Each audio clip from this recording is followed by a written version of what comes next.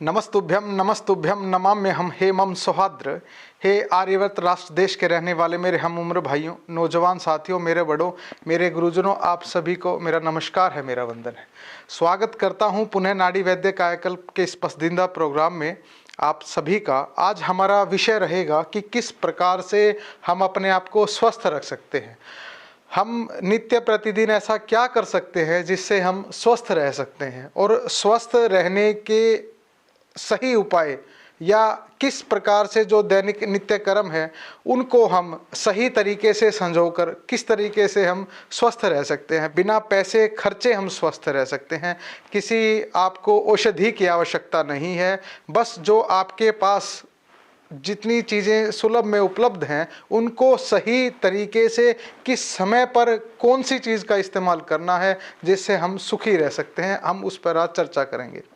यदि आप भोजन में घूट घूट कर पानी पिएं और इतना घूट के पानी पिएं कि निवाला आपका पेट तक चला जाए, अंदर आमाशय तक चला जाए, निगलने में उसको आसानी रहे, तो इतने उचित प्रमाण में पानी का इस्तेमाल यदि आप करते हैं तो आप स्वस्थ रह सकते हैं। आपने अपने शरीर को रोग से आप दूर रख सकते हैं। ना भोजन के पहले पानी पिएं, ना भोजन के बाद में आप पानी का इस्तेमाल करें। कम से कम 2 घंटे बाद तक आप भोजन का इस्तेमाल नहीं करें, क्योंकि वह भोजन जब रस धातु के साथ मिलके पक्व अवस्था में सप्त धातुओं को या उनका निर्माण कर रहा होता है, तो ऐसी अवस्था में आप जब पानी का सेवन करते हैं तो वह आपकी अग्नि को मंद कर देता है, मंदा अग्नि के रोग वह उत्पन्न कर देता है। सुबह जल्दी उठ सकते हैं, और हमारे शास्त्रों में वर्णन है कि आप प्रकृति के साथ, यदि प्रकृति अंधेरा करती है उस समय सो जाएं, और उजाले के साथ यदि आप उठ जाएं तो आपको कोई रोग कभी भी नहीं हो सकता। इस प्रकार से आप उसका प्रकाश का रोजाना सेवन करते हुए और उसी समय पर यदि आप उठते हैं तो आप निश्चित रूप से स्वस्थ रह सकते हैं। और भोजन को खाने से पहले आप अपना स्नान ग्रहण करें। यदि आप बिना स्नान किए, बिना नहाए धोए यदि आप भोजन का प्रयोग करते हैं और भोजन के कुछ क्षणों के बाद यदि आप नहाना शुरू करते हैं तो वह आपको अनज रोग करता है, आपकी जठराग्नि को मंद करता है सारे शरीर में, क्योंकि उस टाइम पे रस धातु का निर्माण होकर सप्त धातुओं का निर्माण हो रहा होता है, तो उससे पानी लगने से और स्नान को ग्रहण करने से आप उस समय पे किसी न किसी रोग को ग्रहण कर लेते हैं। तो इस प्रकार से खाने का समय ठीक रखें। 8 बजे से पहले पहले भोजन का खाएं, भोजन को आप ग्रहण कर लें। चाय का इस्तेमाल बिल्कुल छोड़ सकते हैं, चाय को बिल्कुल भी नहीं पिएं, क्योंकि वह आपके ग्रंथियों के स्राव को बढ़ाकर आपके शरीर की अग्नि को दूषित करता है, प्रकोपित करता है, और जब सातों धातुएं दूषित होंगी तो शरीर में रोग आ जाता है। इस प्रकार, और आप कोई भी दाल वगैरह यदि आप सेवन करते हैं, कोई भी दाल यदि आप उसको खाना चाहते हैं तो उसको सुबह के समय ग्रहण कीजिए और उसको खूब पानी वाली बनाइए। आप कई पेशेंट मुझे बोलते हैं कि हम क्या उसमें प्याज और टमाटर का इस्तेमाल कर सकते हैं। हाँ, निश्चित रूप से आप प्याज और टमाटर का इस्तेमाल कर सकते हैं, परंतु उसको भूनें नहीं। आप सिर्फ पानी डालें, दाल डालें, अपना नमक, हल्दी और ये इस तरीके के जो रसोई घर में उपलब्ध आपके पास सामग्री है वो डालें और उसको उबलने दें। उबलने के बाद आप घी में थोड़े से हींग को शुद्ध करके और उसमें जीरा भून के उसको आप मिलाइए, वह आपके लिए सुपाच्य रहेगा। किसी भी प्रकार के ऐसे पदार्थ, जैसे आपने रोटी बनाई है, फिर आप पराठे बनाते हैं, आप तवे पे घी लगा के किसी भी सामग्री का, खाद्य सामग्री का निर्माण ना करें। और सारा दिन में कम से कम 10 से 12 गिलास आप घूट घूट कर पानी का आप सेवन कर सकते हैं। और उस पानी को पीने का तरीका भी है, जितना आप उसको घूट घूट कर पिएंगे वह आपकी लार से मिलेगा। लार से जितना पानी जब आमाशय में जाएगा उससे आपका पीएच लेवल कंट्रोल होगा, क्योंकि वहाँ पे एसिडिक मीडियम है और लार क्षारीय है। जब ये क्षार उसमें जाएगा तो वह हमारे पेट की अग्नि को शांत करने में हमारी सहायता करेगा, और हमारी कोशिकाओं में जो रक्त की या पानी की जो कमी होकर जो रक्त धातु का निर्माण में दुष्टि आ जाती है वह उसको सुधारने में प्रयत्न करेगा, शरीर की दुर्बलता को दूर करेगा। शरीर जो अंग मर्द जो अंग टूट जाते हैं, ऐसा मर्दन उसमें टूटने की ऐसी अवस्था जब उसमें आ जाती है तो वह उसको ठीक करने में हमारी सहायता करेगा। कोई भी दाल सुबह के टाइम, कोई भी सब्जी खूब पानी वाली शाम के टाइम आप, और उसको खूब पानी वाली तरीदार जिसे बोलते हैं, उसको यदि आप सेवन करते हैं और भोजन को खूब चबा चबा कर खाते हैं तो आपको कभी भी पाचन से संबंधित कोई भी रोग नहीं हो सकता। रात को सोते समय आप दूध का इस्तेमाल कर सकते हैं। सुबह खाली पेट आप किसी भी फल का इस्तेमाल ना करें, क्योंकि एसिडिक मीडियम जब सेम मीडियम आ जाएगा तो वह उसको बढ़ा देगा। तो इस प्रकार से कुछ छोटी छोटी चीज़ों को जो हमारे पास उपलब्ध हैं उनको सही तरीके से यदि हम इस्तेमाल में लेते हैं, ग्रहण करते हैं खाद्य सामग्री के साथ, और उसको सही क्रम में अगर हम उसको इस्तेमाल करते हैं तो वह हमें किसी भी प्रकार के रोग को होने से शरीर को बचा सकता है।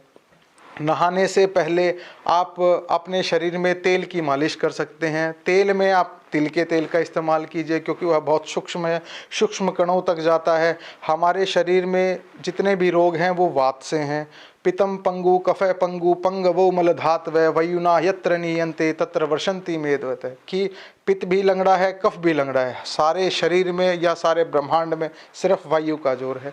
इसके लिए शास्त्रों में उदाहरण मिला है कि जैसे बरसात हो रही है और अगर वायु का प्रवाह चल पड़े तो वह उस बरसात को दूसरे स्थान पर ले जाने का कार्य करती है। इसी प्रकार से यदि आपके शरीर में पित्त की दुष्टि है, कफ की दुष्टि है, परंतु वायु का प्रबल जोर है, तो वह उसको किसी भी स्थान विशेष अंग प्रत्यंग तक लेकर के जाएगा, तो वह उसी प्रकार के रोग की उत्पत्ति शरीर में करने का कार्य करेगा और उसको बढ़ावा देगा। पित्त से यदि दुष्टि आती है तो आपको दाह उत्पन्न हो जाएगी, लालिमा आ जाएगी, रेडनेस जिसको बोला जाता है, इस तरीके के आ जाए। कफ से आप में सूजन का निर्माण होने लग जाएगा, और वात तो प्रबल है ही, उसके कारण शूल की उत्पत्ति हो जाएगी। तो इस प्रकार से नहाने से पहले यदि आप अपने तलवों में तेल की मालिश करें और पूरे बदन पे तेल की मालिश करके और आधे घंटे के बाद यदि आप नहाते हैं तो वह निश्चित रूप से आपके शरीर को रोगों से दूर रखने के लिए लाभदायी साबित होता है। और आप क्या कर सकते हैं ऐसा, आप मुझसे जानना चाहेंगे तो आप मेरे इसमें नीचे कमेंट्स करके डाल सकते हैं, और मेरे इस प्रोग्राम को आप शेयर भी कर सकते हैं, ताकि जो लोग पैसा नहीं लगा सकते या जो ऐसे लोग हैं हम तक नहीं पहुंच सकते, तो किस प्रकार की दिनचर्या, रात्रिचर्या, ऋतुचर्या का पालन करके क्या खाएं क्या ना खाएं, इस प्रोग्राम के ज़रिए जान सकते हैं। और बहुत से पेशेंट्स पूछते हैं कि हम इस मौसम में कौन सा फल खाएं। देखिए, उसके लिए मैं उनको बोलता हूं कि जो मौसम के अनुसार प्रकृति ने आपको जो फल दिया है, आप उसका और उस सब्जी का इस्तेमाल कभी भी कर सकते हैं, वह आपके लिए कभी भी नुकसानदायी नहीं है। और जैसा मैंने बताया कि दालों को सुबह खाने का प्रयोजन, वैज्ञानिक तथ्य क्या है कि उसमें बहुत ज़्यादा प्रोटीन होता है। सुबह आपका जो मूवमेंट है बॉडी का वह बहुत ज़्यादा होता है, तो वह भोजन को, उस हैवी डाइट को पचाने में और उस किडनी पर उसका प्रभाव ज़्यादा ना जाए तो उसको कम करने में हमारी सहायता करता है। यदि किसी भी दाल को आप खाकर सो जाते हैं तो वह आपको मंदग्नि के रोग की उत्पत्ति कर देता है, क्योंकि आपका शरीर तो सो रहा है, कोई भी अंग प्रत्यंग अपनी क्रियाएं कर नहीं पा रहे हैं, तो उस समय पे वायु का अनुलोमन नहीं होता। वह वायु जब गुदा के जरिए अनुलोमन होकर बाहर नहीं निकलती तो वह शरीर में हमारा अनावश्यक प्रेशर बनाती है, एक प्रकार का हमारी नसों पे, हमारी मांसपेशियों पर तनाव बनाती है, जिसके कारण वह रोग की उत्पत्ति करती है। और वही दूषित वायु जब शरीर के जरिए अंग प्रत्यंगों को घेरने का कार्य करती है या हार्ट तक जाती है तो वह धीरे धीरे ब्लॉकेज बनाने का कार्य करती है। जब आप पानी को घुट घुट करके पीना शुरू कर देंगे तो अब आपकी हार्ट का जो कोलेस्ट्रॉल का लेवल है वह भी निश्चित रूप से कम होने लग जाएगा। समय लगेगा पर कम हो जाएगा। ये जो चीज़ें हैं ये आप बिना पैसे के, कोई भी पैसा ना लगा के आप अपने नित्य प्रतिदिन, सिर्फ हमारे पास चीज़ें सारी हैं, हमें ज़रूरत है तो सिर्फ इस बात की कि किस चीज़ का इस्तेमाल किस समय पर और किस तरीके से करना है और कब करना है, यह हमारे लिए सबसे बड़ा एक कर्तव्य बनता है कि हम इसकी चीज़ को जानें और अपने शरीर को रोग से दूर रखने के लिए हम सजग रहें। और आप क्या कर सकते हैं, आप भोजन खाने के बाद कुछ समय तक भ्रमण कर सकते हैं, आप घूम सकते हैं। और गृहेषु गिद्ध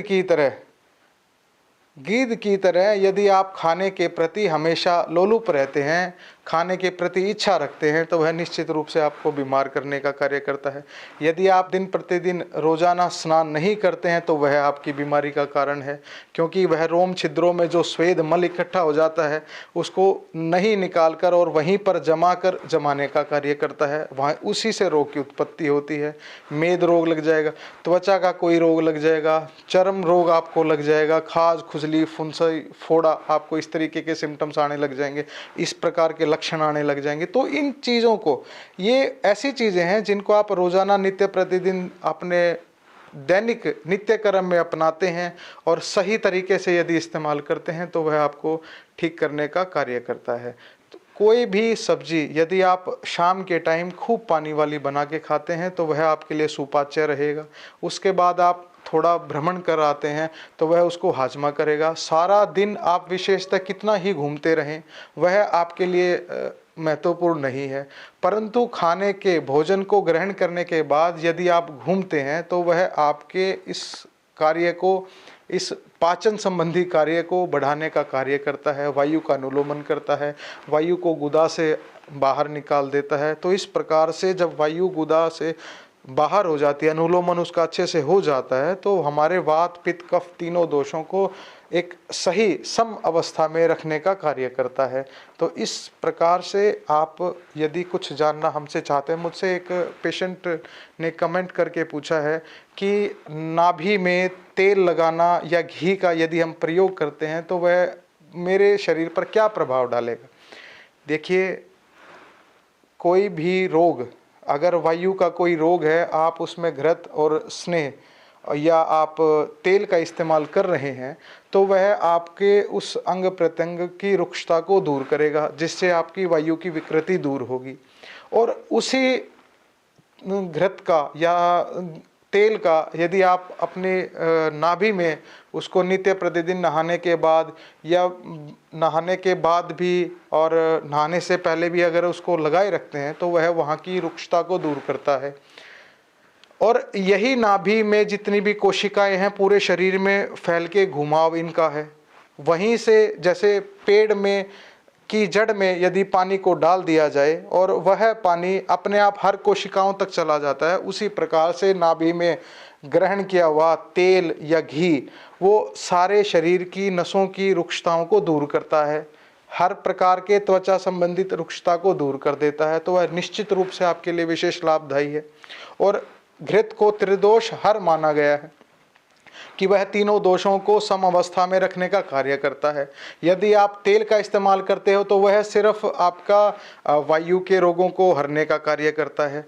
तो यदि तेल और घी में से कोई आप चीज़ लगाते हैं तो आपके लिए घी तो सर्वोत्तम है, सबसे उत्तम है। और उससे नीचे यदि आप घी नहीं लगा पाते और आप तेल का इस्तेमाल कर रहे हैं तो वह आपके लिए निश्चित रूप से सर्वोत्तम तो नहीं है, परंतु उत्तम श्रेणी में जरूर है। तो इस प्रकार से यथा सामर्थ्य, जैसा बल है, जैसे सहज में आपके पास साधन उपलब्ध हैं, आप उसका इस्तेमाल कर सकते हैं। और भी कोई ऐसी स्वस्थ रहने की कामना के लिए कोई कुछ आप मुझसे जानना चाहें तो आप मेरे प्रोग्राम में नीचे कमेंट करके डाल दीजिए। मैं उसी के अनुसार आपके लिए अलग प्रोग्राम बना के और आपको उससे संबंधित जानकारी देने का कार्य करूँगा। गच्छामि पुनर्मिलनाय, जा रहे हैं पुनः इन्हीं भावों के साथ। आप सुखी रहें, स्वस्थ रहें, समृद्ध रहें। जय भारती, जय आयुर्वेद। वैद्य जी को नाड़ी दिखाने के लिए संपर्क कीजिए दिल्ली बुध और शनि, रोहतक रवि, सोम, मंगलवार, गुरुग्राम में बृहस्पति और शुक्रवार को रोजाना सुबह 7 बजे से शाम 5 बजे तक। अधिक जानकारी के लिए संपर्क कीजिए naadivaidyakayaklub.com हमारी वेबसाइट पर। और रोगों का घरेलू इलाज जानने के लिए देखिए हमारा YouTube चैनल नाड़ी वैद्य काया क्लब। वैद्य जी से नाड़ी दिखाने के लिए संपर्क कीजिए 8595 299 299 या 7428 299 299।